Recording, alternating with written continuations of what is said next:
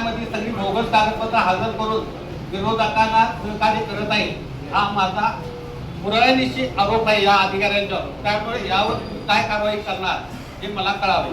मी सोबत प्रश्न परत सांगा दादा काय.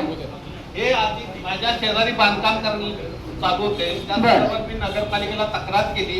नगरपालिकेला तक्रार केल्यानंतर नगरपालिकेने त्यांना बोगस कागदपत्र पूर्ण केलेले आहे आणि ते न्यायालयामध्ये सादर केलेले आहे. मॅडम यांच्यावर डायरेक्ट आरोप केलाय तर याच्यावर आन्सर पाहिजे. मॅडम यांच्या शेजारच्या दादा आता तुमचं झालंय ते बोलू देतो.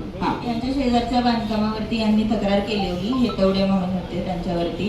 आपल्या विभागाकडनं नोटीस पण काढली गेलेली आहे 53 ची. तत्कालीन अभियंता फुलरी साहेब यांनी पोलीस स्टेशन मध्ये जाऊन FIR सुद्धा केलेली आहे.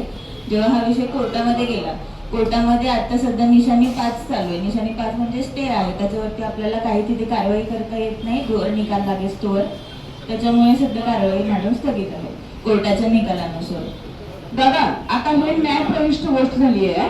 मॅडम हे सगळं मान्य आहे, हजर राहत नाही वकील काय न्यायालयामध्ये बोगस कागद केलं मी पुराव्यानिशी सादर करतोय. आता तुम्हाला त्यांनी सांगितले ना ते फॉलो करतील. हे पूर्ण धमकी देतात मला, तुला कुठेही जायचं जा, काही करायचं कर. हे माझं कोण बोललं असं कोण बोललं. मी काय बोलला नाही मॅडम. आपण यांना पुराव्यानंच बोलतो मॅडम, माहिती अधिकारात काही बोलत नाही.